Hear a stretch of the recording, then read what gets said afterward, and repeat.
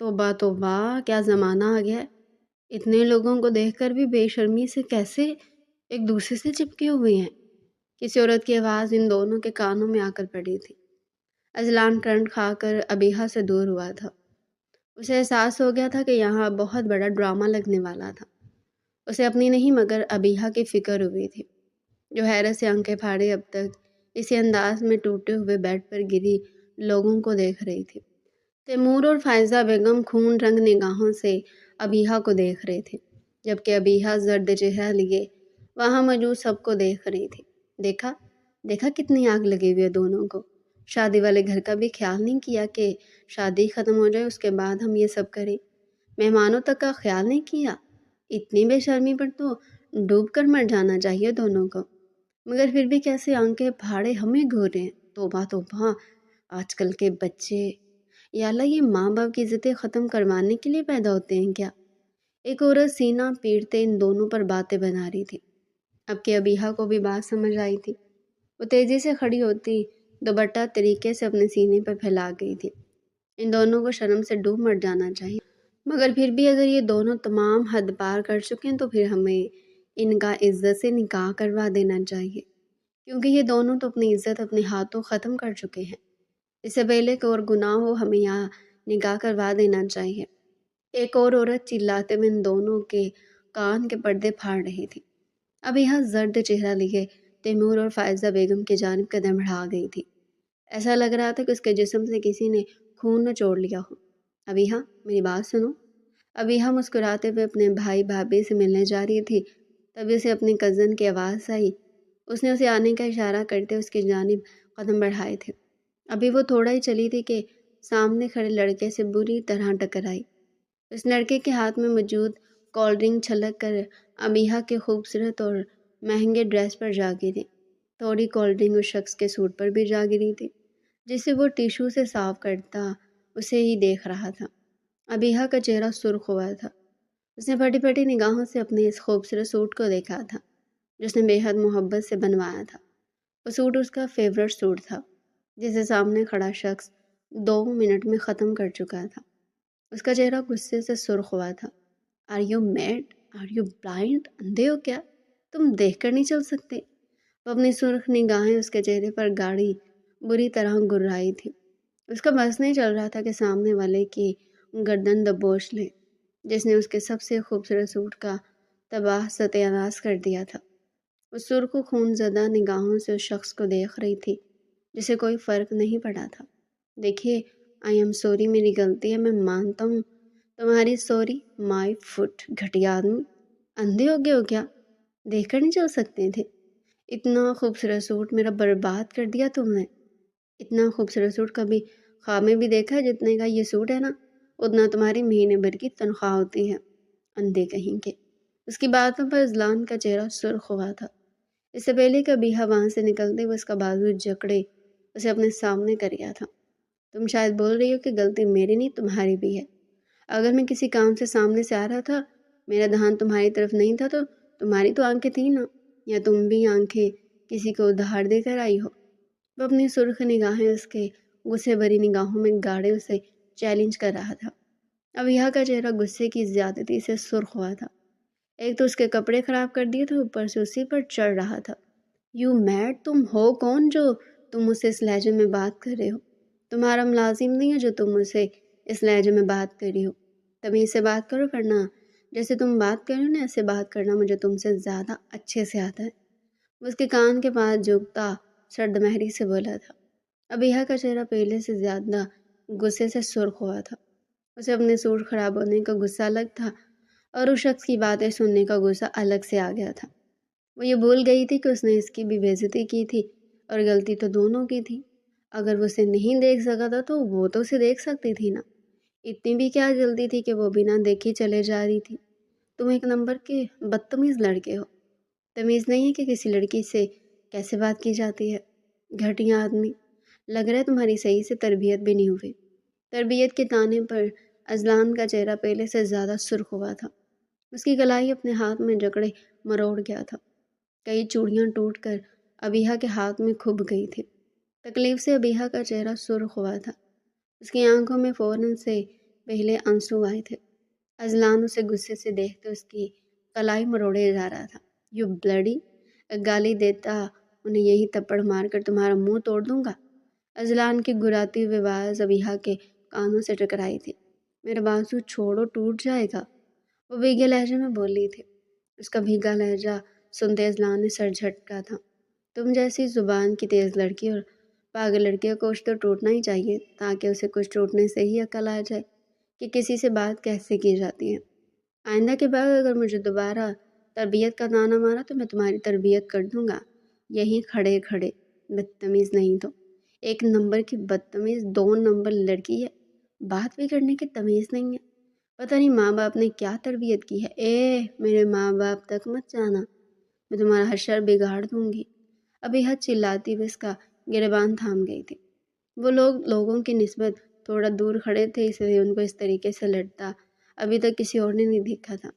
دوں گا، کیا کر لو گی؟ تم نے بھی دیا نا ابھی مجھے میری تربیت کا تانا۔ جب خود سے برداشت نہیں ہوتا تو دوسروں کو تانے دینے کی کیا ضرورت ہے؟ ابیحہ اسے دیکھتی دانت پیس کر رہ گئی تھی۔ یہ شخص ضرورت سے زیادہ بدتمیز تھا۔ اس کا بس نہیں چل رہا تھا کہ وہ کھڑے کھڑے اذلان کا قتل کر دے، جس نے اس کی اتنی تھوڑی سی دیر میں اتنی اچھی خاصی بے عزتی کر دی تھی۔ وہ گہری گہری سانس لیتا اپنا غصہ ٹھنڈا کرنے کی کوشش کرنے لگی، جبکہ دوسری طرف اذلان بھی سرخ نگاہوں سے ابیحہ کو دیکھ رہا تھا۔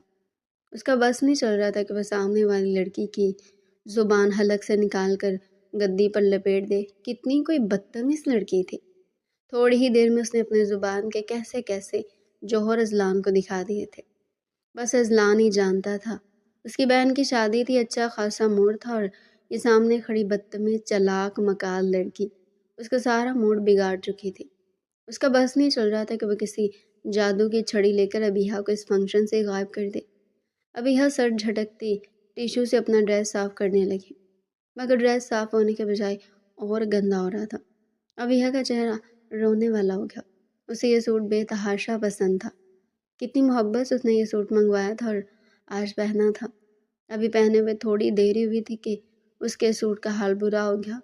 اس کا دل بری طرح دکھ رہا تھا اپنے سوٹ کا یہ حال دیکھ کر، جبکہ اذلان اس کے چہرے کے تاثرات دیکھ رہا تھا جو کبھی رونے والے ہو جا رہے تھے اور کبھی سخت۔ میری بات سنو، یہ یوں صاف نہیں ہوگا، تم واش روم جاؤ۔ اذلان کی بات پر ابیحہ نے پھر سے گھور کر اذلان کو دیکھا تھا۔ اس ڈربے سے گھر میں کہاں جاؤں، کہاں واش روم ہے؟ ایک تو بھائی کو بھی پتہ نہیں کیا نظر آ گیا تھا بھابھی میں، جو اس کا بیک گراؤنڈ تک نہیں دیکھا۔ ابیحہ کی زبان کے آگے خندق تھی۔ اذلان کو یہ احساس ہو گیا تھا، مگر اپنی بہن اور اپنے گھر کے بارے میں اس کے اس طریقے کے کومنٹ سن کر اذلان کا پہلے سے زیادہ غصے سے برا حال ہوا تھا۔ بدتمیز لڑکی، اپنی اوقات میں رہو۔ میری بہن اور میرے گھر کے بارے میں کسی قسم کی فضول بات میں برداشت نہیں کروں گا۔ تو وشما بھابھی تمہاری بہن ہے۔ تم جیسے بد دماغ انسان کی بہن ہونے سے اچھا تھا وہ اکلوتی ہوتی۔ اپنے یہ نادر خیالات اپنے پاس رکھو۔ ایسے تو میں بھی کہہ سکتا ہوں کہ تم تیمور کی بہن ہونے کی جگہ کسی بھکارن کی بیٹی ہونا چاہیے تھا، کیونکہ تمہاری حرکتیں کسی بھکارن جیسی ہیں۔ واٹ؟ بھکارن؟ تم ہوش میں تو ہو؟ تم مجھے کیا کہہ رہی ہو؟ بالکل ہوش میں ہوں، نہ شکل نہ عقل، بات کرنے کی آ جاتی ہے۔ اس کو غصے سے گھورتا بول رہا تھا، یہاں سے سیدھا جاؤ، لیفٹ پر مڑ جانا، فرسٹ جو روم آئے گا نا اس کے واش روم میں چلی جانا، وہ وشما کا روم ہے، تمہیں وہاں کوئی ڈسٹرب نہیں کرے گا۔ وہ کہتا وہاں سے جا چکا تھا۔ اس نے کئی لمحے گھور کر اذلان کو دیکھا تھا جب وہ اسٹیج پر چڑھتا وشما اور تیمور سے بات کر رہا تھا۔ گھٹیا آدمی، میرا سارا کا سارا سوٹ برباد کر دیا۔ اس کے بعد تیمور بھی مجھے ہی دکھا رہا ہے، اگر بھابھی کا بھائی نہیں ہوتا نا تو میں صحیح کا اس کو پٹواتی۔ تیمور بھائی سے پتہ نہیں کتنا بدتمیز انسان ہے، لڑکیوں سے بات کرنے کی تمیز تک نہیں ہے۔ وہ اب تک اپنی تھوڑی دیر پہ پہلے ہوئی عزت بھول نہیں پائی تھی۔ اس کے آگے آج تک کوئی بول نہیں پاتا تھا، مگر اذلان پہلا وہ شخص تھا جس نے اس کی ہر بات کا جواب تیر کی طرح دیا تھا۔ اس کا جواب آگ لگانے والا ہوتا تھا تو آگے سے اذلان کا جواب اسی پر پٹرول چھڑکنے والا ہوتا تھا۔ تو وہ غصے بھری نگاہ اذلان پر ڈالتی تیز قدموں سے اذلان کے بتائے ہوئے کمرے کی جانب بڑھی تھی۔ وہ تیمور اور وشما کی جانب جاتا مسکرایا تھا۔ وشما اور تیمور اسے دیکھ مسکرائے تھے۔ تیمور، یہ اذلان بھائی ہیں، میرے سب سے پیارے بھائی، انہوں نے ہمیشہ میری ہر خواہش پوری کی ہے۔ تیمور یہ اور بھائیوں جیسے نہیں ہیں، میرے سب سے بیسٹ بھائی ہیں، بلکہ یہ ورلڈ کے بیسٹ بھائی ہیں۔ وشما کا لہجہ بھیگنے لگا تھا۔ وہ آنسو بھری نگاہوں سے اذلان کو دیکھ رہی تھی۔ اذلان اسے دیکھتا مسکرایا تھا۔ بہن کی شادی تھی، اس کی آنکھیں بھی بے وجہ ہی بھر رہی تھی۔ تیمور مسکراتے ہوئے ان دونوں بھائیوں کو دیکھ رہا تھا۔ تبھی وشما کی آنکھوں سے آنسو چھلک کر نیچے جا گرا۔ تیمور محبت سے اس کے چہرے پر ہاتھ رکھتا اس کے آنسو کو صاف کر گیا تھا۔ اذلان بھیگی نگاہوں سے مسکرایا تھا۔ اس کی بہن کو محبت کرنے والا شخص ملا تھا۔ وہ خوش تھا، وہ بے تحاشا خوش تھا۔ اس نے بچپن سے لے کر اب تک وشما کے تمام لاڈ اٹھائے تھے۔ وہ صرف ایک چیز چاہتا تھا جس کے لیے اس نے اللہ سے بے تحاشا دعائیں بھی مانگی تھی کہ اللہ اس کی بہن کو ایسے ہمسفر دے جو اس کی بہن کا ویسے ہی خیال رکھے جیسے وہ رکھتا ہے۔ اور اذلان کو اندازہ ہو رہا تھا کہ اللہ نے اس کی دعا سن لی تھی۔ اس نے دل ہی دل میں اللہ کا ڈھیر و ڈھیر شکر ادا کیا تھا۔ اب وہ اسٹیج پر چڑھتا مسکراتے ہوئے ان دونوں کے برابر بیٹھ گیا تھا۔ دوسرے لمحے وہ وشما کے سر پر ہاتھ رکھ رہا تھا۔ بھائی، وہ بھیگے لہجے میں اسے پکارتی اس کے سینے سے لگ کر رو دی تھی۔ اتنا آسان نہیں ہوتا کسی بھی لڑکی کے لیے اپنے ماں باپ کا گھر چھوڑنا، اور وشما کے لیے بھی یہ سب اتنا آسان نہیں تھا۔ اذلان اس کے سر پر ہاتھ پھیرتا جھک کر اس کے بالوں پر اپنے لب رکھ گیا تھا۔ میری جان کیوں روتی ہو؟ تیمور تمہارا بالکل ویسے خیال رکھے گا جیسے میں رکھتا تھا۔ اس کے دونوں ہاتھوں کو اپنے ہاتھوں میں تھامتے باری باری ان پر اپنے لب رکھا تھا۔ اس کی بات پر تیمور نے مسکراتے ہوئے اس بات میں سر ہلایا تھا۔ جی اذلان بھائی، میری اپنی بھی بہن ہے۔ میں جانتا ہوں کہ کسی کی بہن کے ساتھ کیا سلوک کرنا چاہیے، اور آپ میری طرف سے بالکل بے فکر ہو جائے۔ میری طرف سے یا میرے گھر والوں کی طرف سے کبھی بھی وشما کو کسی غلط بات کا سامنا نہیں کرنا پڑے گا۔ جب تک وشما کے ساتھ میں کھڑا ہوں نا، وشما کو کوئی کچھ بھی نہیں کہہ سکتا۔ وہ نرمی سے وشما کے ہاتھ کو اپنے ہاتھوں میں تھام گیا تھا۔ اذلان نے مسکراتے ہوئے اس بات میں سر ہلایا تھا۔ اسے اپنے کپڑوں میں جوس گرنے کی وجہ سے جھنجھلاہٹ ہو رہی تھی۔ وہ ان دونوں سے اجازت لیتا اپنے کمرے کی جانب بڑھا تھا۔ اب جب تک وہ اپنے کپڑے بدل نہیں لیتا اسے سکون نہیں آنا تھا۔ پاگل بے وقوف لڑکی، خود چلا چلا کر میرا دماغ کھا گئی کہ اس کا اتنا مہنگا سوٹ میں نے برباد کر دیا، مگر پاگل لڑکی کو یہ نہیں دکھا کہ وہ بھی میرا سوٹ آدھا برباد کر چکی ہے۔ کتنی محنت سے پیسے کماتا ہوں، کتنی محنت سے میں نے جا کر اپنے لیے یہ سوٹ خریدا تھا، یہ بھی راس نہیں آیا۔ اذلان تیری تو قسمت ہی خراب ہے، ایک نمبر کا پھوٹی قسمت لے کر پیدا ہوا ہے۔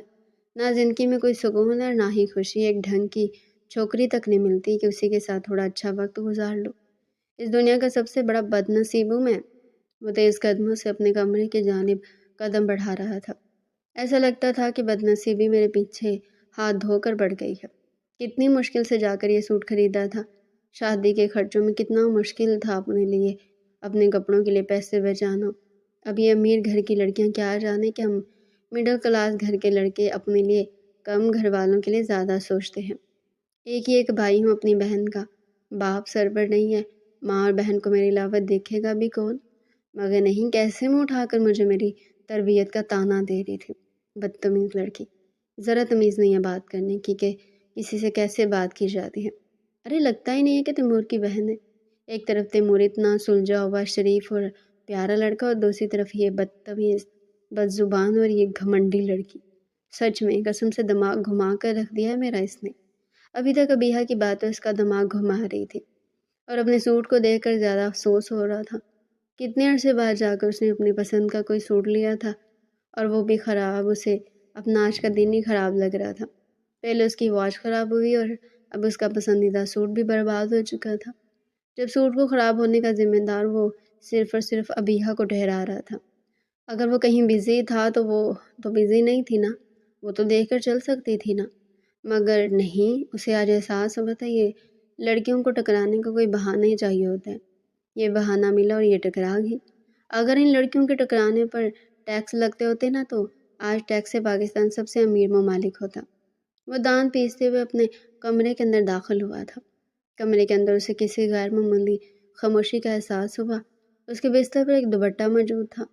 اس نے آگے بڑھ کر اس دوپٹے کو اپنے ہاتھ میں پکڑا تھا۔ پتہ نہیں کس کا دوپٹہ ہے، شاید میرے کمرے میں بھول گئی۔ چلو فنکشن ختم ہو جانے کے بعد واپس کر دوں گا، جس کا بھی ہوگا۔ وہ سر جھٹک کر اپنی قمیض اتار کر دور پھینکتا آرام دہ سا ٹراؤزر پہنتے واش روم کے اندر گھسا تھا، مگر اگلے ہی لمحے اس کی چیخ باہر تک گئی تھی، اور اس کی چیخ کے ساتھ ایک نسوانی چیخ کی آواز بھی لوگوں نے سنی تھی۔ سب حیرت سے منہ کھولے ان دونوں آوازوں کو سن رہے تھے۔ وہ قدم قدم چلتی لیفٹ سائڈ پر مڑ گئی تھی، مگر وہ بھول چکی تھی کہ اذلان نے اسے کہاں جانے کا کہا تھا۔ پتہ نہیں اس پاگل سرپھرے آدمی نے مجھے کس روم میں جانے کا کہا تھا۔ ہاں شاید فرسٹ نہیں، شاید سیکنڈ، ہاں سیکنڈ ہی، وہ خود سے کہتی دوسرے کمرے کا دروازہ کھول کر اندر داخل ہو چکی تھی۔ نہیں جانتی تھی کہ اب یہی چیز اس کے لیے سب سے بڑی مصیبت لائے گی، اور یہی چیز ایک وقت میں اس کے لیے سب سے زیادہ خوش قسمت بات بھی بن جائے گی۔ وہ دوپٹے کو اپنے گلے سے اتار کر بستر پر پھینکتی سینڈل سائڈ پر اتار کر واش روم کی جانب بھاگ گئی تھی۔ اتنا چھوٹا واش روم دیکھ کر اسے بہت عجیب سا لگا۔ یا اللہ، یہ لوگ اتنے چھوٹے سے واش روم میں کیسے ایڈجسٹ کرتے ہیں؟ میری تو سانس رک رہی ہے یہاں پر۔ وہ عجیب عجیب سے منہ بناتی پورے واش روم کو گھوم پھر کر دیکھ رہی تھی۔ 2 چکر لگانے کے بعد ہی پورا واش روم ختم ہو چکا تھا۔ خیر مجھے کیا، انہی لوگوں کو یہاں پر رہنا ہے، بس اپنا جو صاف کرتی ہوں پھر یہاں سے نکل جاتی ہوں۔ جان چھوٹی تو لاکھوں پائے، دوبارہ یہاں نہیں آؤں گی۔ وہ مڑی ہی تھی کہ اس کی نظر شیمپو اور صابن پر پڑی۔ صابن اور شیمپو دیکھ کر اس کا چہرہ پھر سے عجیب و غریب ہو گیا تھا۔ یا اللہ، اتنا سستا صابن اور شیمپو یوز کرتے ہیں یہ لوگ، پتہ نہیں کیسے رہتے ہیں۔ وہ خود سے کہتی آگے بڑھتی اپنا جوس صاف کرنے لگی، مگر جوس کا نشان ڈارک ہو چکا تھا۔ وہ گھس گھس کر اپنی فراک پر سے جوس کا نشان صاف کر رہی تھی، مگر جو اتنی دیر ہو چکی تھی اس کی وجہ سے وہ نشان جڑ پکڑ چکا تھا۔ وہ نشان صاف کر کر کے تھک گئی۔ دوسری لمحے وہ روحان سی ہوئی تھی۔ اس سوٹ کو وہ کم از کم یوں اتنی جلدی نہیں تباہ کرنا چاہتی تھی۔ وہ جانتی تھی اپنی حرکت کے بارے میں کہ وہ ایک بار پہننے کے بعد دوبارہ ایک ہی سوٹ نہیں پہنتی تھی، مگر یہ سوٹ اسے اتنا پسند تھا کہ یہ ایک بار پہننے کے بعد بار بار بھی وہ پہن سکتی تھی۔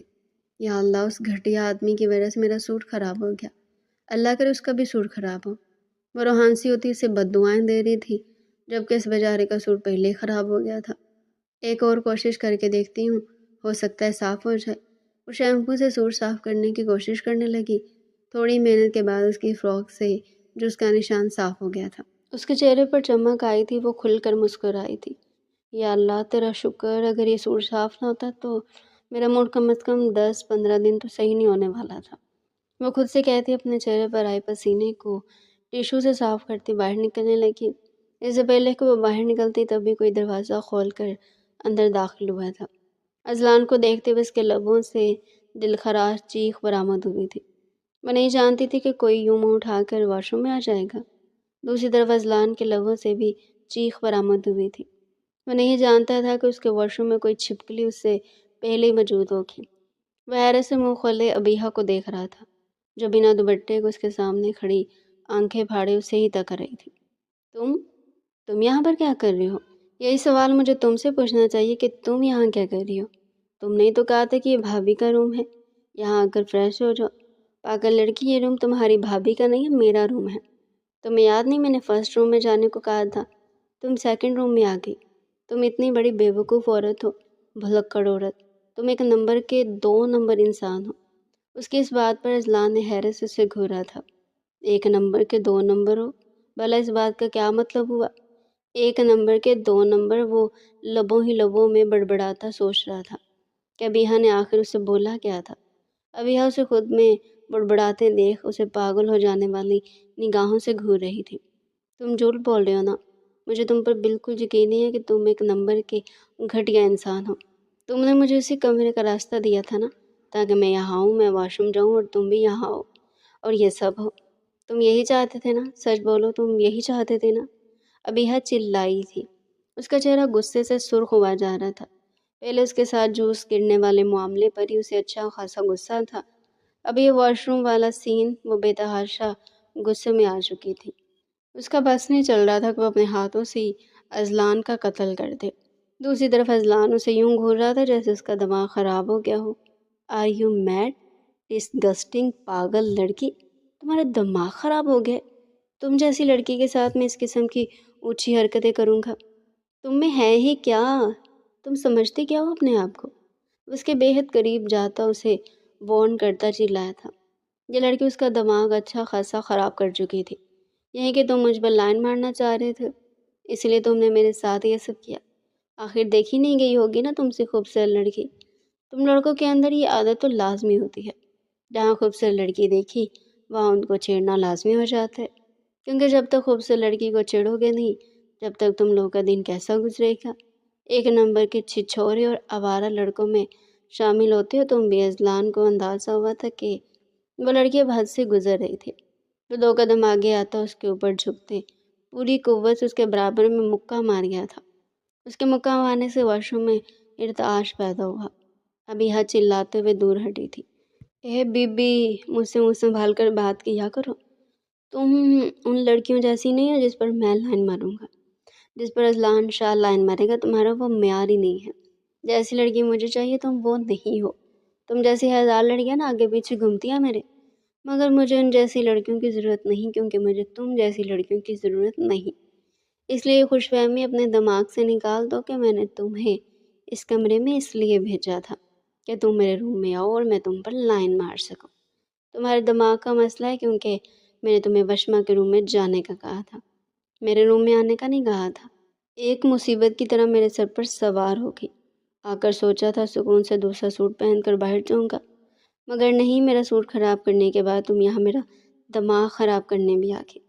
قسم سے مجھے سمجھ میں نہیں آ رہا کہ تیمور اور تمہارے پورے گھر والے تم جیسی مصیبت کو کیسے سنبھالتے ہیں۔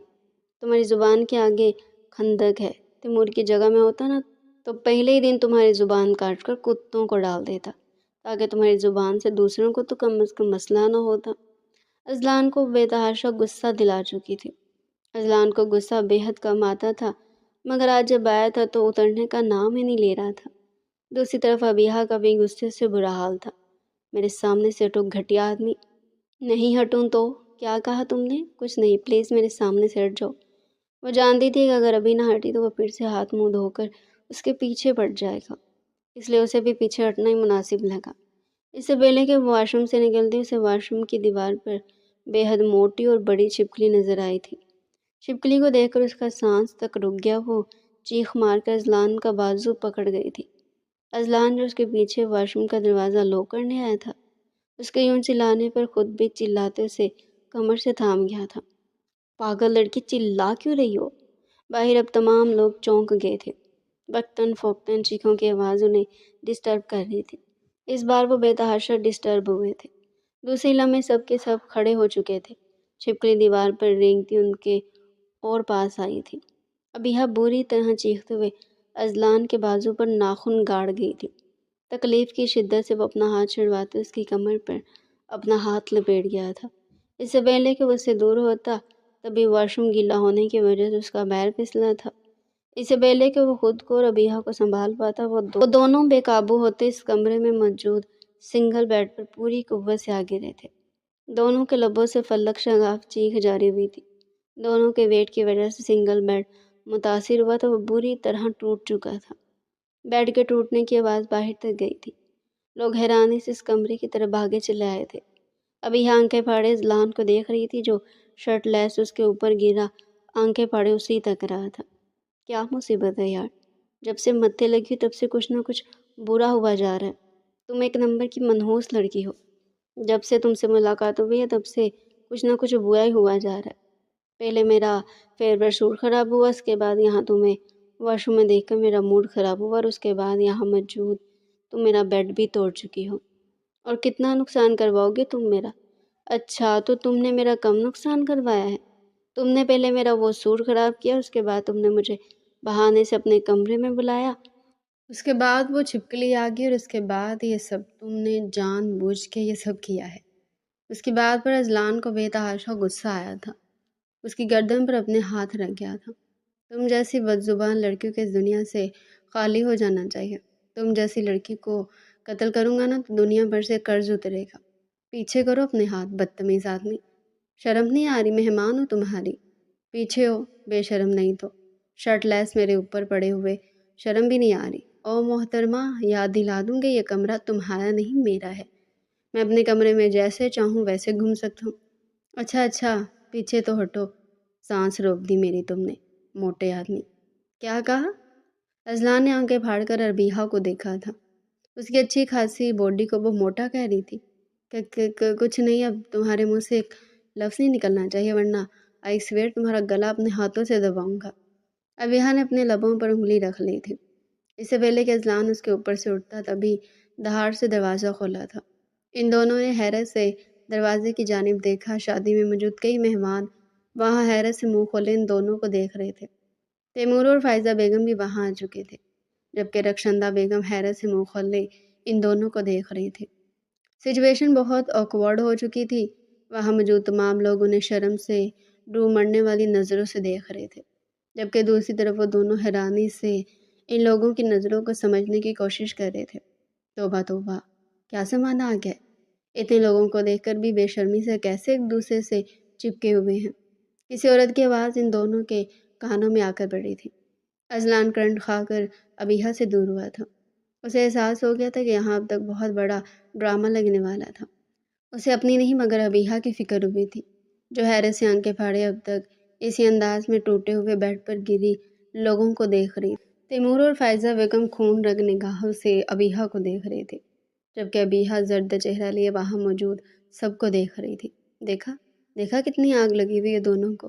شادی والے گھر کا بھی خیال نہیں کیا کہ شادی ختم ہو جائے اس کے بعد ہم یہ سب کریں۔ مہمانوں تک کا خیال نہیں کیا۔ اتنی بے شرمی پر تو ڈوب کر مر جانا چاہیے دونوں کو، مگر پھر بھی کیسے آنکھیں پھاڑے ہمیں گھور رہے ہیں۔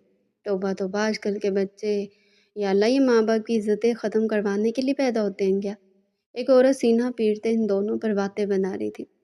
اب کہ ابیہا کو بھی بات سمجھ آئی تھی، وہ تیزی سے کھڑی ہوتی دوپٹہ طریقے سے اپنے سینے پر پھیلا گئی تھی۔ ان دونوں کو شرم سے ڈوب مر جانا چاہیے، مگر پھر بھی اگر یہ دونوں تمام حد پار کر چکے ہیں تو پھر ہمیں ان کا عزت سے نکاح کروا دینا چاہیے، کیونکہ یہ دونوں تو اپنی عزت اپنے ہاتھوں ختم کر چکے ہیں۔ اس سے پہلے کہ اور گناہ ہو ہمیں یہاں نکاح کروا دینا چاہیے۔ ایک اور عورت چلاتے ہوئے ان دونوں کے کان کے پردے پھاڑ رہی تھی۔ ابیہا زرد چہرہ لیے تیمور اور فائزہ بیگم کی جانب قدم بڑھا گئی تھی۔ ایسا لگ رہا تھا کہ اس کے جسم سے کسی نے خون نچوڑ لیا ہو۔ بھائی، ماما، ایسا کچھ بھی نہیں ہے جیسا آپ لوگ سمجھ رہے ہیں۔ آنٹی، ایسا کچھ بھی نہیں ہے۔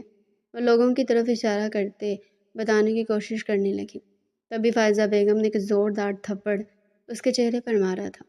وہ تھپڑ اتنا شدید تھا کہ ابیہا منہ کے بل زمین پر جا گری۔ اس کے چہرے پر بے تحاشا بری چوٹ آئی تھی۔ وہ زمین پر اوندھے منہ گری ہی پھوٹ پھوٹ کر رونے لگے۔ وہ جانتی تھی کہ اب کوئی بھی اس کی بات پر یقین نہیں کرے گا۔ آج کا پورا دن اسے اپنے کسی گناہ کی سزا لگا تھا۔ اذلان کو اس پر افسوس آیا تھا، اس سے پہلے کہ فائزہ بیگم اور تیمور اس کے پاس آتے ہوئے ان دونوں کے پاس آتا ان کو روک گیا تھا۔ دیکھیں آنٹی، ابیہا سچ کہہ رہی ہے، ایسا کچھ بھی نہیں ہے، یہ صرف ایک مس انڈرسٹینڈنگ ہے، پلیز آپ لوگ اس کی بات سمجھنے کی کوشش کریں۔ تیمور نے اس کے سینے پر ہاتھ رکھ کر اسے سائڈ پر کیا تھا۔ جو سچ ہے اسے مانو، تم دونوں یہاں جو کر رہے تھے نا اسے مانو۔ اور ایک عورت چلاتی ہوئی بولی تھی۔ اذلان کا دل ہے کہ اس عورت کے منہ پر ٹیپ لگا دے جو مسلسل اس کے اور ابیہا کی کردار کشی کر رہی تھی۔ ارے میں تو کہتی ہوں کہ فوراً سے ان کا نکاح پڑھوا دو۔ یا اللہ، یہ سب دیکھ کر تو ہم سے بھی گناہ ہو گیا ہے، ایک اور عورت سینہ پیٹتے ہوئے بولی۔ ابیہا بھیگے نگاہوں سے سبوں کو دیکھ رہی تھی کہ سب ان دونوں پر کیچڑ اچھال رہے تھے، جسے آج احساس ہوا تھا کہ سب دنیا کو ظالم کیوں کہتے ہیں۔ سب مل کر اس پر باتیں بنا رہی تھی۔ فائزہ بیگم گھٹنے کے بل اس کے پاس آ کر بیٹھی تھی۔ کتنی بار سمجھایا تھا میں نے تمہیں کہ یہاں آ کر کوئی فضول حرکت مت کرنا، مگر تم جب تک ہماری عزت کو بٹا نہیں لگاؤ گی تمہیں آرام کیسے آئے گا؟ ماما پلیز میری بات سنیں، ایسا کچھ بھی نہیں ہے، بس اب اور جھوٹ نہیں بولو گی تم۔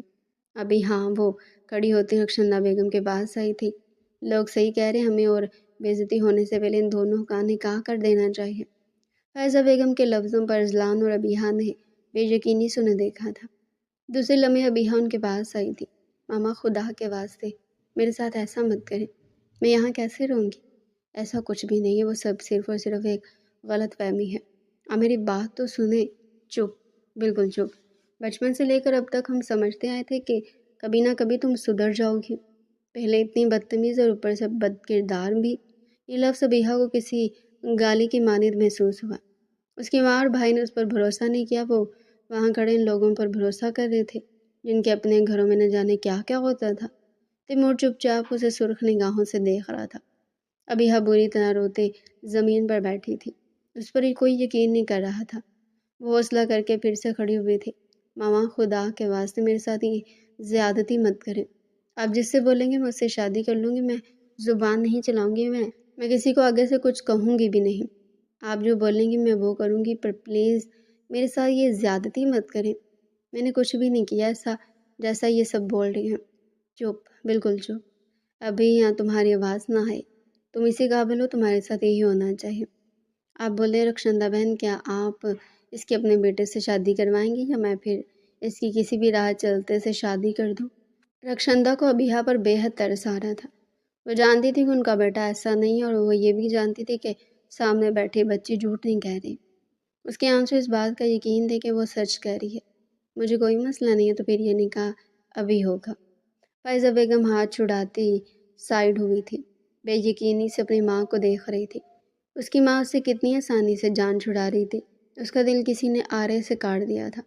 اذلان غصے سے کمرے سے نکل گیا تھا۔ نکاح کی رسم ادا ہو گئی تھی۔ ابیحا اب تک بری طرح رو رہی تھی۔ اذلان اس کے رونے سے تنگ آ کر اسے تھوڑا دور ہو کر بیٹھ گیا تھا۔ یہ نکاح اس کی بھی مرضی سے نہیں ہوا تھا۔ رخشندہ بیگم کی وجہ سے وہ شادی پر رضامندی دے چکا تھا۔ تھوڑی ہی دیر بعد اس کے گھر والے وشما کی رخصتی کروا کر لے گئے تھے۔ اس کا دل پھر سے چھن سے ٹوٹا تھا۔ اس کا بھائی یا پھر اس کی ماں، کوئی بھی اس کے پاس نہیں آیا تھا۔ اس کی شادی تو وہ کروا چکے تھے نا۔ ایک بار اس کے سر پر ہاتھ بھی رکھ دیتے، مگر کوئی بھی اس کے پاس نہیں آیا تھا۔ کچھ لوگوں نے مل کر وشما کے بیڈ کو اذلان کے کمرے میں رکھوا دیا تھا۔ رخشندہ بیگم اسے اذلان کے کمرے میں چھوڑنے آئی تھی۔ وہ نرمی سے اسے بستر پر بٹھاتی اس کے پاس آ کر بیٹھی تھی۔ وہ نرمی سے ابیحا کے سر پر ہاتھ رکھتی اس کے کپکپاتے ہوئے ہاتھوں کو اپنے ہاتھوں میں تھام گئی تھی۔ میں جانتی ہوں بیٹا، یہ وقت بہت مشکل ہے۔ تمہاری ماں اور تمہارے بھائی نے تم پر بھروسہ نہیں کیا۔ انہیں تم پر بھروسہ کرنا چاہیے تھا۔ مجھے اس بات کا بے حد افسوس ہے۔ میں جانتی ہوں کہ تم اس نکاح سے خوش نہیں ہو، مگر اگر میں اس نکاح کے لیے راضی نہ ہوتی تو تمہاری ماں تمہاری شادی کسی بھی راہ چلتے سے کروا دیتی۔ بس کر دیں آنٹی، خدا کے لیے بس کر دیں۔ یہ اوور ایکٹنگ آپ کو کیوں مجھ سے ہمدردی کا اتنا بخار چڑھ رہا تھا؟ میری ماں میری شادی کسی سے بھی کروا دیتی، آپ کا کیا جا رہا تھا؟ آپ نے اپنے بیٹے کی شادی مجھ سے کیوں کروائی؟ اذلان اس کی آواز سنتا غصے سے سرخ ہوا تھا۔ اس کے سامنے تو وہ اپنے زبان کے جوہر دکھائی چکی تھی، مگر اس کی ماں کے سامنے اس کے زبان کے جوہر اذلان سے برداشت نہیں ہوئے تھے۔ بیٹا، میرا یہ مطلب نہیں تھا۔ میرا اذلان ہیرا ہے، ہیرا۔ وقت کے ساتھ ساتھ تمہیں سمجھ میں آئے گی کہ اذلان کیسا ہے۔ وہ بہت اچھا ہے بیٹے، وہ تمہارا بہت خیال رکھے گا۔ آنٹی، سب کچھ آپ کے بیٹے کی وجہ سے ہوا ہے۔ سب کچھ اگر آج وہ سب یہ نہ کرتا تو آج میں یہاں نہ ہوتی۔ کیا مطلب کیا کیا اذلان نے؟ رخشندہ بیگم ناسمجھی سے اسے دیکھ رہی تھی۔ آپ کے بیٹے نے مجھے جان بوجھ کر اس سے پہلے کہ وہ کچھ کہتی، اذلان ایک دھکے سے دروازہ کھول کر اندر داخل ہوا تھا۔ اس کا چہرہ غصے کی زیادتی سے سرخ ہو رہا تھا۔ ماما پلیز آپ جائیں، آرام کریں، آپ کی بہو کو تو ذرا میں دیکھ لیتا ہوں۔ پر بیٹا یہ کچھ بتا رہی ہے، میں نے کہا نا ماما آپ جائیں، اس کی باتوں پر یقین کرنے کی ضرورت نہیں ہے۔ ایک نمبر کی جھوٹی اور مکار ہے یہ لڑکی۔ اس کی ماں اور بھائی نے اس کے ساتھ کیا کیا بھول گئی ہیں آپ؟ یہ اسی قابل ہے، آپ بھی اسے ان لوگوں کی طرح ہی ٹریٹ کرے۔ اس کو گھٹتا اپنی ماں سے بولا تھا۔ ابیحا کے زخم پھر سے تازہ ہوئے تھے۔ وہ گھٹنے میں چہرہ چھپائے پھوٹ پھوٹ کر رو دی تھی۔ رخشندہ بیگم اذلان کو گھورتی اس کے کمرے سے نکل گئی۔ اذلان نے ایک نظر ابیحا کو دیکھا تھا۔ دوسرے لمحے وہ دروازہ لاک کرتا اس کے برابر آ کر بیٹھا تھا۔ کیا کہہ رہی تھی تم میری ماں سے؟ اس کا بازو جکڑے اپنی سرخ آنکھیں اس کی آنکھوں میں گاڑ گیا تھا، جو رونے کی وجہ سے سرخ ہو چکی تھی۔ بولو، کیا بکواس کر رہی تھی تم میری ماں سے؟ اب کہ وہ اتنی زور سے دہاڑا کہ ابیحا نے کپکپاتے ہوئے اپنے کانوں پر ہاتھ رکھ لیے تھے۔ میں وہ آج کے بارے میں بتا رہی تھی جو تم نے زبردستی، بس کر دو۔ مجھے اتنی بڑی مصیبت میں پھنسا کر تمہارا دل نہیں بھرا؟ اب تک صحیح سے یاد کرو، تمہیں میں نے ادھر نہیں بلکہ وشما کے کمرے میں جانے کے لیے بولا تھا۔ میں نے کہا تھا یہاں سے جا کر لیفٹ طرف مڑنا، فرد جو روم ہوگا اس میں چلی جانا، مگر تم خود سیکنڈ میں آئی۔ اس میں نے تمہیں کہاں سے زبردستی بھیجا؟ صرف اور صرف تمہاری وجہ سے یہ نکاح کا توق میرے گلے میں اٹکا ہے۔ جی کرتا ہے یہ تمہارا گلا دبا کر اس نکاح کی کہانی یہیں ختم کر دوں، مگر نہیں، تم جیسا نہیں ہوں میں۔ تم مجھ جیسے ہو بھی نہیں سکتے۔ اذلان تم ایک نمبر کے گھٹیا انسان ہو، تم منع نہیں کر سکتے تھے اس نکاح سے۔ اگر وہ سب مجھے کسی بوجھ کی طرح اپنے سر سے اتار دیتے تو تمہیں کیا ضرورت تھی یہ بوجھ اپنے سر لینے کی؟ میں نے کوئی شوق سے تم سے نکاح نہیں کیا۔ تمہاری ماں اور تمہارا بھائی تمہیں کسی لوارسوں کی طرح اپنے سر سے اتارنا چاہ رہے تھے، مگر میری ماں نے یہ کہا کہ تمہاری کوئی غلطی نہیں ہے۔ تمہاری ماں کو جس بات پر یقین نہیں آیا تھا، میری ماں کو تم پر اس بات پر یقین آ گیا تھا۔ میری ماں چاہتی تھی کہ میں تم سے نکاح کر لوں، اس لیے میں نے یہ نکاح کیا، ورنہ مجھے تم جیسی لڑکی سے نکاح کرنے کا کوئی شوق نہیں ہے۔ تو نہیں کرتے نا، کیوں کیا مجھ سے نکاح؟ بولو کیوں کیا؟ اس کے سینے پر ہاتھ مارتی اسے پیچھے دھکا دے گئی تھی۔ اذلان نے اس کا بازو سختی سے جکڑا تھا۔ ابیحہ کے لبوں سے سسکی برآمد ہوئی تھی۔ وہ اپنا ہاتھ چھڑواتے بری طرح رو رہی تھی۔ مجھے سختی کرنے پر مجبور مت کرو ابیحہ، اب تک تم سے میں بہت نرمی سے پیش آیا تھا، اب تم میری بیوی ہو۔ تمہیں کاٹ کر بھی پھینک دوں نا تو تمہارے گھر والے یہ تک نہیں پوچھنے آئیں گے کہ میں نے تمہارے ساتھ کیا کیا۔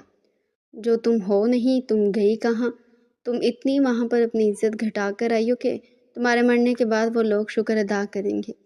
اس کے کہنے پر ابیحہ پھوٹ پھوٹ کر رو دی تھی۔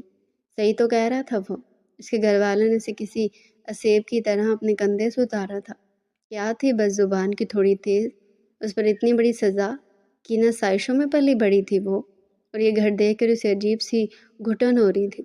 وہ بھلا ساری زندگی اس گھر میں کیسے رہ سکتی تھی؟ میں کیسے رہوں گی یہاں پر؟ وہ ہچکیوں سے بولتی ٹوٹ پھوٹ کر رو دی تھی۔ اذلان نے سرخ نگاہوں سے اس کا چہرہ دیکھا تھا۔ ڈر بے جتنا گھر ہے یہ، کیسے رہوں گی میں بھائی اس گھر میں؟ ساری عمر میرے لاڈ اٹھائے اس لیے کہ مجھے یہاں پھینک جاؤ۔ بعد میں ابیحہ کو تیمور بری طرح یاد آیا تھا۔ اب کہ اذلان کی بس ہوئی تھی، اس کے بالوں کو گدی سے جکڑ گیا تھا۔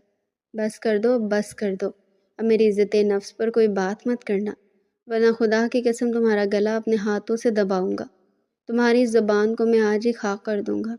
وہ اتنی سختی سے بولا کہ ابیحہ کو اپنی ریڑھ کی ہڈی میں سنسناہٹ دوڑتی ہوئی محسوس ہوئی۔ ابیحہ اسے خوفزدہ نگاہوں سے دیکھتی دور کھسکی تھی۔ اسے خود سے خوفزدہ دیکھ اذلان نے سکون کی سانس لی تھی، جو اسی لمحے وہ کھڑے ہوتے وہاں سے جانے لگا۔ تبھی ابیحہ کی آواز نے اس کے قدم روکے تھے۔ تم ایک نمبر کے گھٹیا اور بغیرت انسان ہو، کیونکہ مجھ سے یہ شادی بغیرت انسان تم انکار کر سکتے تھے نا، مگر نہیں، تمہیں تو بیٹھے بٹھائے اتنے اچھے گھر کی لڑکی مل رہی تھی، تم کیوں انکار کرو گے؟ اذلان کے لب بری طرح بیلچے تھے۔ وہ اپنے کپڑے کے جھٹکے سے سائڈ پر پھینکتا اس کے پاس آیا تھا۔ دوسرے لمحے وہ اس کی گردن پر اپنے ہاتھ رکھ گیا تھا۔ بس اور کچھ مت کہنا، میں نے تمہیں کہا تھا میرا دماغ خراب مت کرنا، مگر نہیں، تمہیں سکون تھوڑی آتا ہے۔ صحیح کہتی تھی تمہاری ماں، تمہاری زبان کے آگے کھندق ہے، کوئی بھی تمہیں اپنے ساتھ اسی لیے نہیں رکھنا چاہے گا۔ اور کیا کہا تھا؟ گھٹیا ہوں میں؟ ٹھیک ہے، اب میں تمہیں گھٹیا بن کے دکھاتا ہوں، ویسے بھی حق رکھتا ہوں تم پر۔ وہ اپنی شرٹ کے بٹن کھولتا شرٹ دور اچھال گیا تھا۔ ابیحہ کا حلق خشک ہوا تھا۔ کیا کرو گے تم؟ وہی جو شوہر کرتا ہے۔ وہ مسکراہٹ پاس کرتا اس کے پاس آیا تھا۔ دیکھو مجھ سے دور رہو، تم کوئی حق نہیں رکھتے مجھ پر، میں تمہیں اپنا شوہر نہیں مانتی، تمہارے ماننے یا نہ ماننے سے کیا ہوتا ہے؟ ابیحہ اذلان شاہ ہو تو تم میری بیوی، 3 بار قبول ہے کہتے تم میرے نکاح میں آ گئی تھی۔ وہ سختی سے اس کا ہاتھ جکڑے اسے بستر پر دھکا دیتے اس کے اوپر آیا تھا۔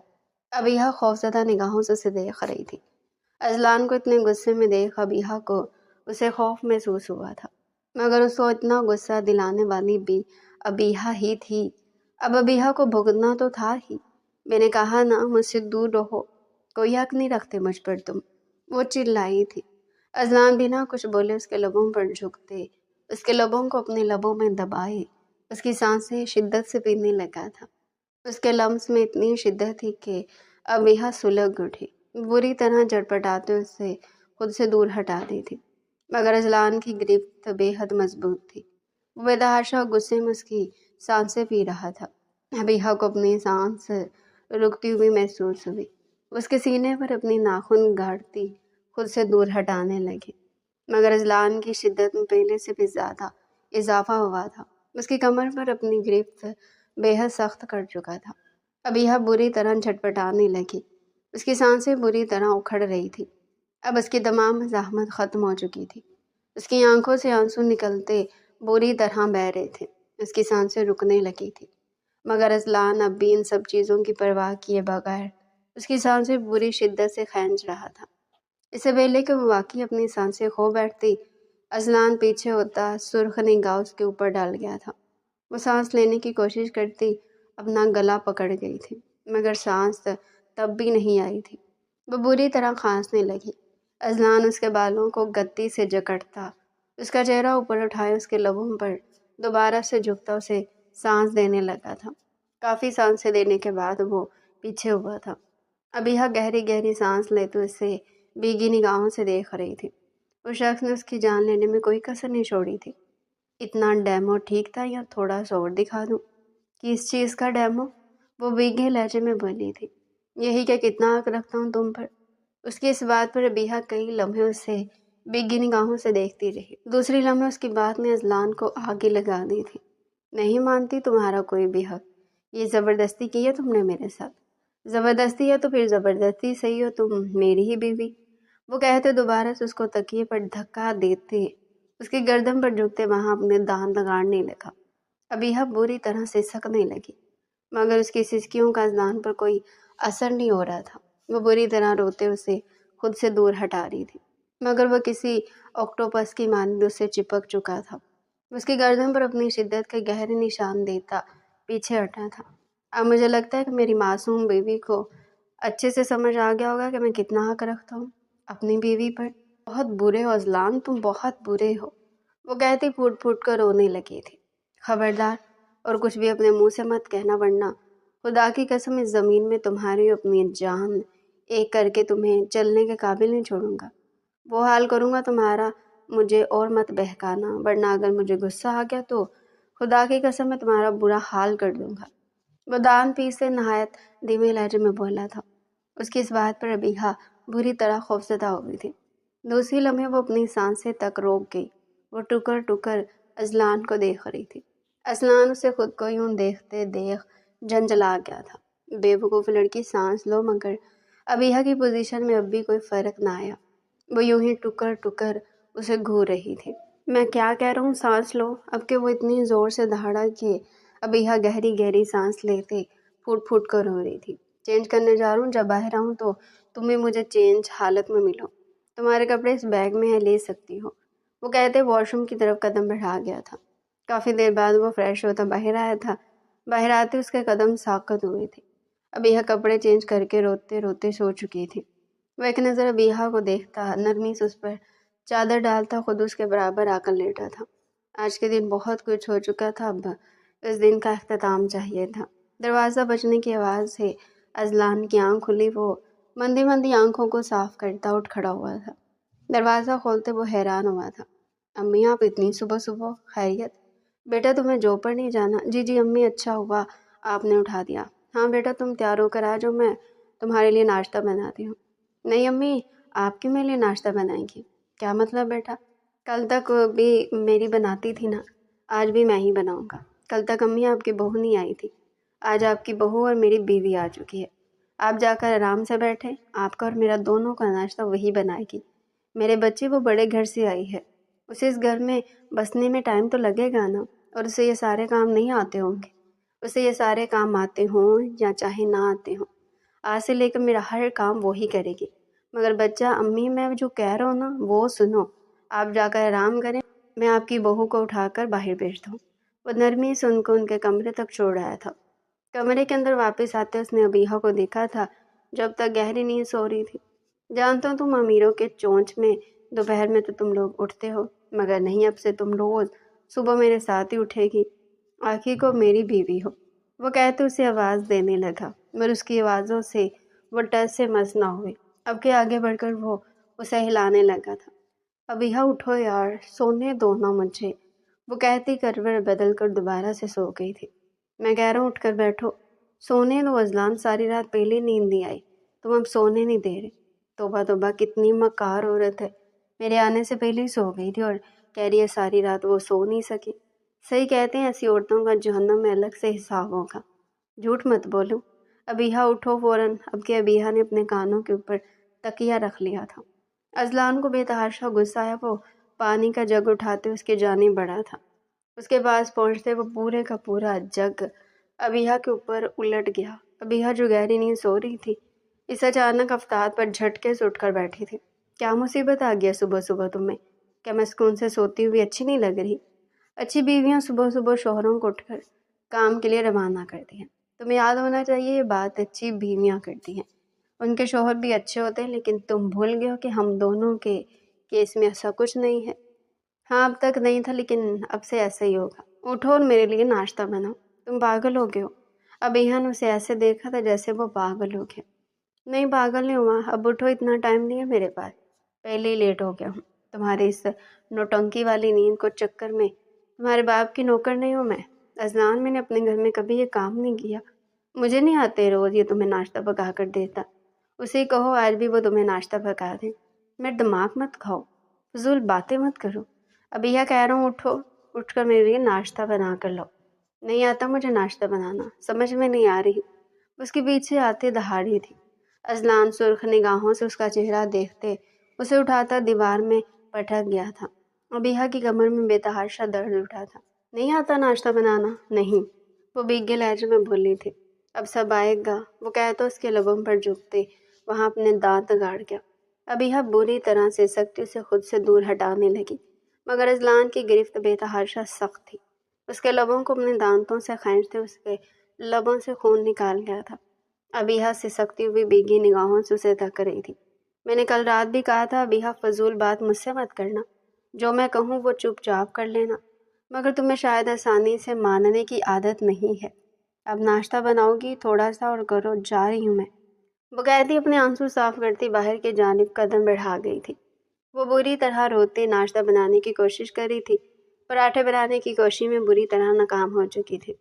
پراٹھا بیلتی تھوڑا ہی بڑا ہوتا وہ پھٹ جاتا، وہ دوبارہ سے بیلتی وہ پھر سے پھٹ جاتا۔ وہ پچھلے 15 منٹ سے ایک ہی پراٹھے پر اٹکی ہوئی تھی۔ اللہ اللہ کر کے دنیا کا نقشہ بن چکا تھا۔ وہ اسے توے پر ڈالتی اپنے ماتھے پر آیا پسینہ صاف کر گئی تھی۔ اسے آج سمجھ میں آئی تھی کہ گھرداری سیکھنا بھی کتنا ضروری ہوتا ہے۔ وہ بری طرح روتے پراٹھے کو سیک رہی تھی، جو سے کم رہا تھا جل زیادہ رہا تھا۔ پتہ نہیں اذلان اس جلے ہوئے پراٹھے کو دیکھ کر اس کے ساتھ کیا کرتا۔ رات کے بعد سے اور بھی ابھی صبح والے سین کے بعد سے اسے اذلان سے خوف آنے لگا تھا۔ پراٹھے کو اتار کر سائڈ پر رکھتے اس نے کافی سارا تیل توے پر ڈال دیا تھا۔ انڈا توڑ کر ڈالنے کی صورت میں سارا تیل اچھل کر اس کی ہتھیلی پر آ گیا۔ اس کے لبوں سے فلک شگاف چیخ برآمد ہوئی تھی۔ وہ بری طرح روتے اپنا ہاتھ کے نیچے کر گئی۔ اس کی چیخ پر رخشندہ بیگم اٹھی تھی۔ بیٹا وہ بیوی ہے تمہاری، جا کر دیکھو تو صحیح۔ امی رہنے دے، ایسی سیکھے گی وہ۔ اپنی برف جیسی نگاہیں کچن کے دروازے پر گاڑ گیا تھا۔ فطرتاً وہ بہت نرم طبیعت کا انسان تھا، مگر ابیہا اسے کل سے اچھا خاصا غصہ دلا چکی تھی۔ تھوڑی دیر بعد وہ سرخ چہرہ لیے کچن سے باہر آئی تھی۔ اس کے ہاتھ میں ناشتے کا سامان تھا۔ اسے دیکھتے اذلان نے اپنی مسکراہٹ بڑی مشکل سے روکی تھی۔ اس کے سامنے ناشتہ رکھتی جانے لگی تھی۔ وہ نرمی سے اس کا جلا ہوا ہاتھ تھامتا اسے اپنے برابر میں بٹھا گیا تھا۔ رخشندہ بیگم وہاں سے اٹھتی اپنے کمرے کی جانب چلی گئی تھی۔ وہ ٹیوب کا ڈھکن کھولتا اس کے زخم پر مرہم لگانے لگا، جو تھوڑی دیر پہلے وہ کمرے سے ڈھونڈ کر لایا تھا۔ ابیہا روتے ہوئے اذلان کو دیکھ رہی تھی۔ اچانک اس کے ہاتھ کی تمام تکلیف ختم ہو چکی تھی۔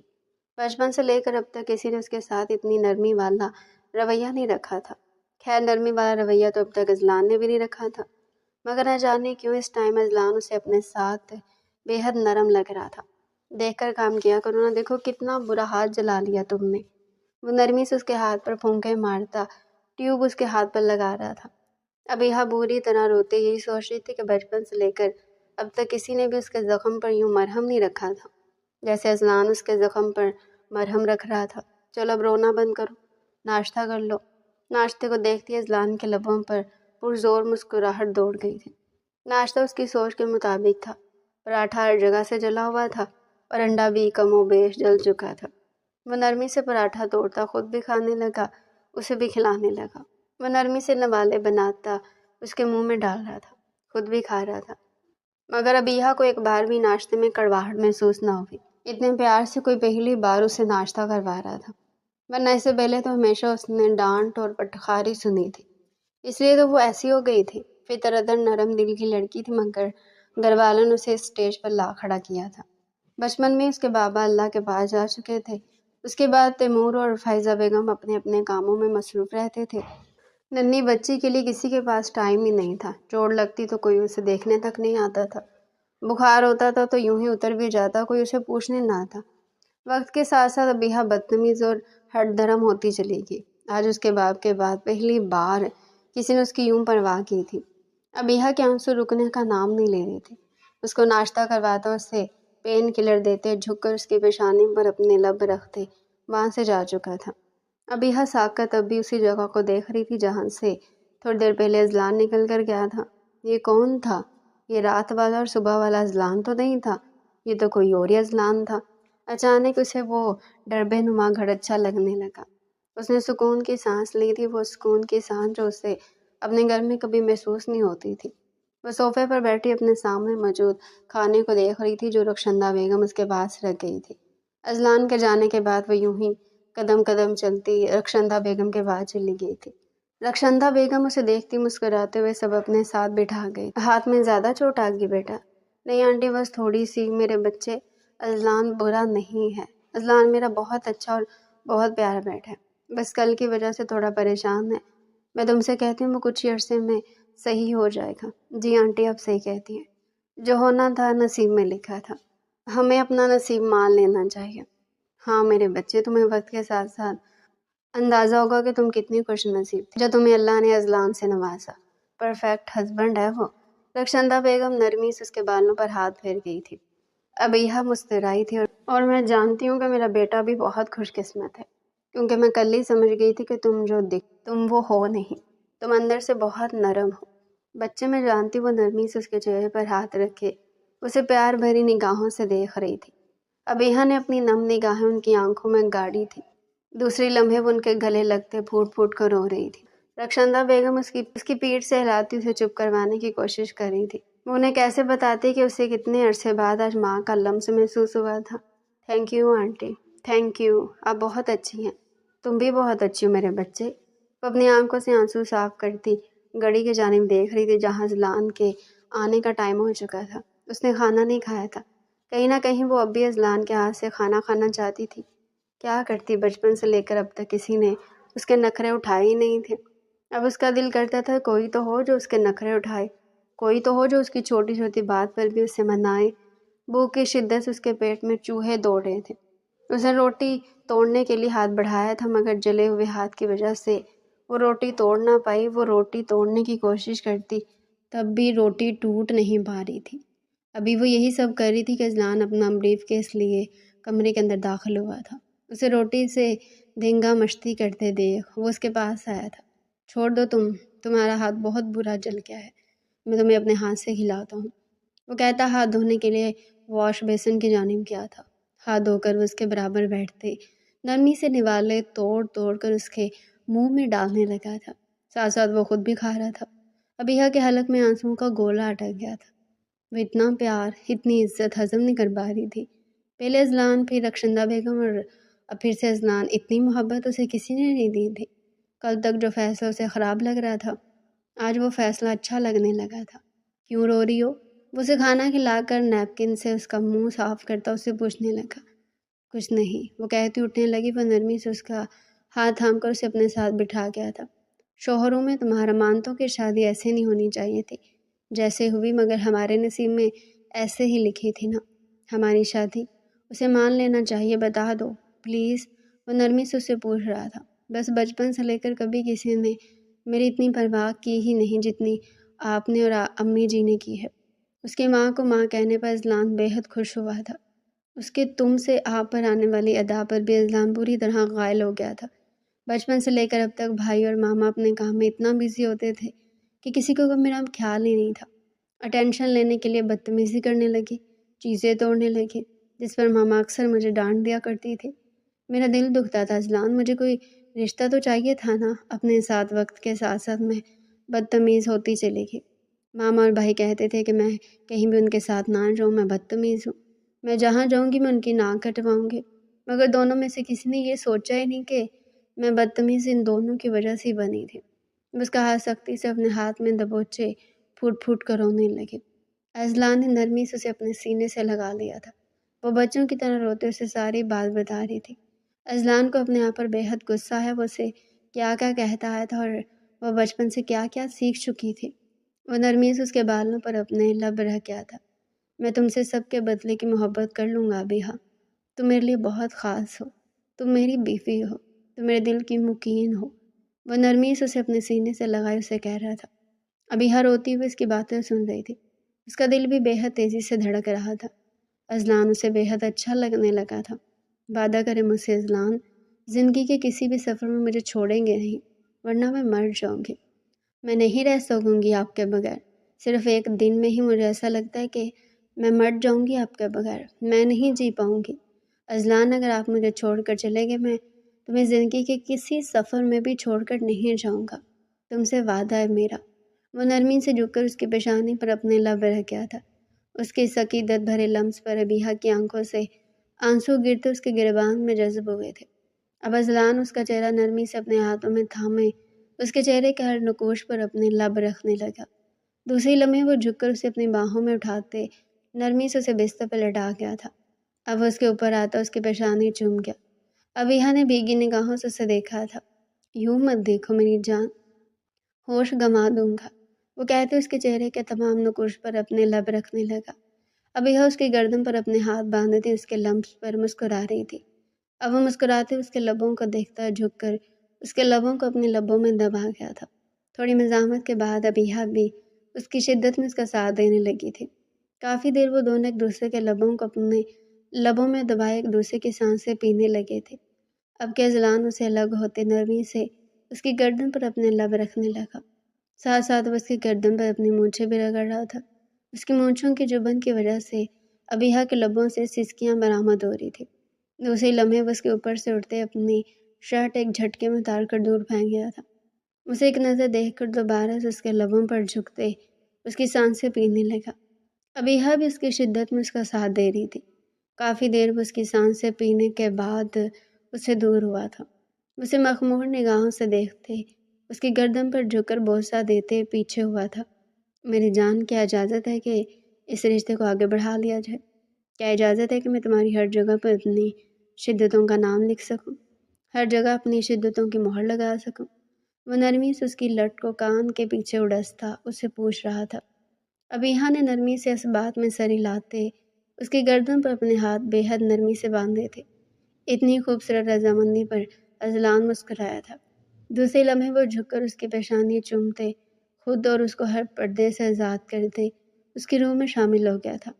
ابیہا کے لبوں سے آہ ٹوٹ کر خارج ہوئی تھی، جنہیں اذلان اپنے لبوں میں دباتا اس کی کلائیوں کو سختی سے پکڑے اپنے شدتوں میں تیزی لے آیا تھا۔ ابیہا کے لبوں سے سسکیاں برآمد ہو رہی تھی۔ اب کمرہ اذلان کی شدت اور ابیہا کی سسکیوں سے مہک رہا تھا۔ چاند بھی ان کے اتنے خوبصورت ملن پر شرما کر بادلوں کی اوٹ میں ہو گیا تھا۔ تو ڈیئر ریڈر، یہ تھا آج کا ہمارا انٹرسٹنگ اور مزے کا ناول۔ مزید ایسے انٹرسٹنگ اور مزے کے ناول ہمارے چینل پر ڈیلی سننے کے لیے چینل کو سبسکرائب کریں، ویڈیو کو لائک کریں اور کمنٹ سیکشن میں اپنی رائے لازمی دیں۔